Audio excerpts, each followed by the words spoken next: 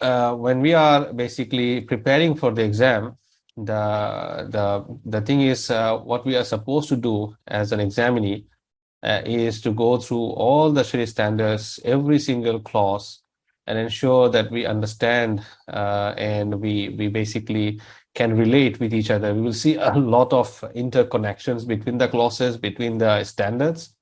So if we can understand the basis, so those of you who have gone through the Sharia basis, especially those who are from Sharia background, you might have noticed that there is a logical flow, underlying rationale why a clause is saying so and so. So if someone has gone through the primary basis, inshallah, he will be able to understand the rest of the Sharia standards very easily. But nonetheless, if a practitioner, or Islamic finance practitioner, even if he or she goes to the Sharia basis part, still it's very understandable. It's a very it's presented in a very layman version so that anyone can understand the very basics. And once we understand the basics, the logics or the rationales behind each clauses, it will be easier for us to remember the rulings, because end of the day it's difficult for us to remember all the different clauses, right? And then in the later on, when we move on to our professional life, whenever we encounter something relevant, we can always go back to the Sharia standards and look for the relevant clauses to refresh our memory.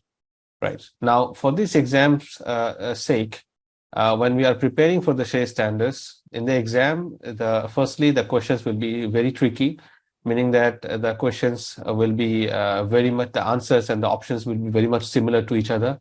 So we'll have to put a lot of focus, try to remove all the options which are incorrect, and then only we can get to the correct answer.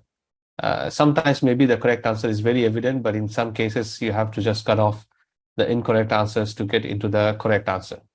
But be mindful, please, that this is not the end objective. With the CSAA certificate, you are just beginning your journey to Islamic finance industry, and it really demands a lifelong learning culture, inshallah.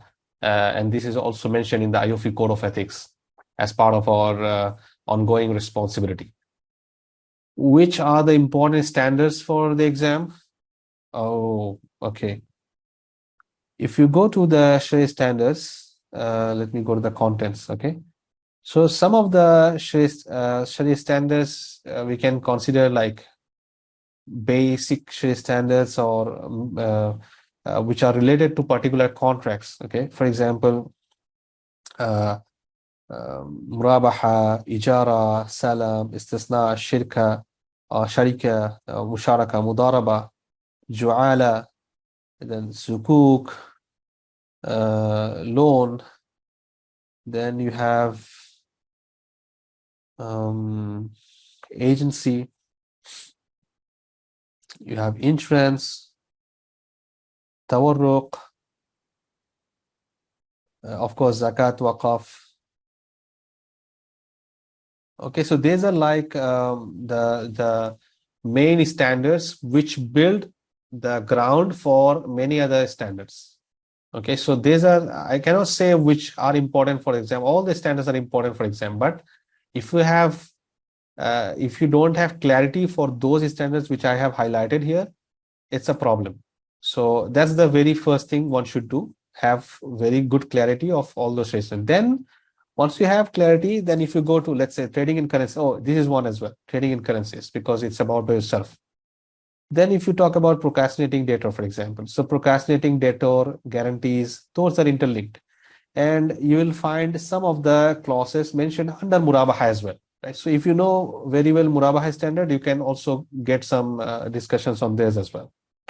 Similarly, if you know Ijara very well, then later on you have hiring of persons.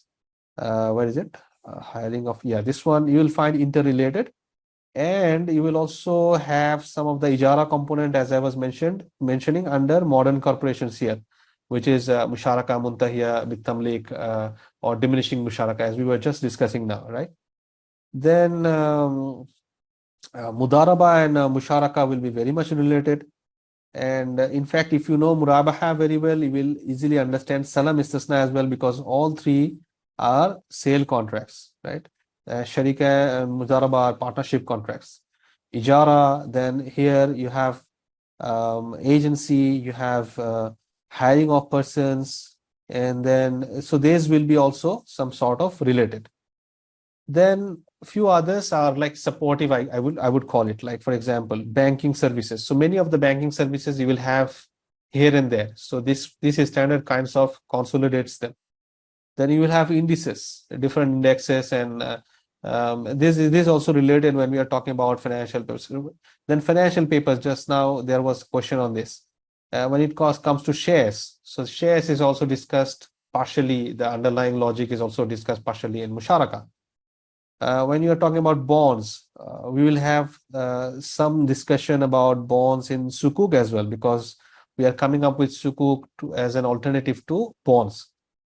Then when we are talking about loan, for example, loan has a relationship with Sharika, Musharaka, and Mudaraba. Why? Because in Musharaka and Mudaraba, if you are having a capital which is guaranteed, it makes it loan. So there are interrelations as well. Now, when you are reading through Murabaha, you will also come across the issue of qabd, which I just explained, right? The possession. So it's also related. Then documentary credit, commercial papers, also has some interrelations. Juala is very much related to ijara in one way or another. And yeah, so settlement is basically it's all about repaying the debt, which will come in one or another. Syndicated financing is basically somehow related to musharaka, because the institutions are coming together to finance. Insurance is a separate thing. I think I already mentioned. And Islamic insurance and Islamic reinsurance, both will have a lot of things in similar. So here is Islamic reinsurance. Both will have things in similarity. Then there are few others which are basically, maybe the clauses are not interlinked with other Sharia standards per se, but still we can consider those as supporting Sharia standards rather than the primary Sharia standards, right? So the idea is that all the Sharia standards are important, definitely, for exam. Exam can come from any Sharia standard.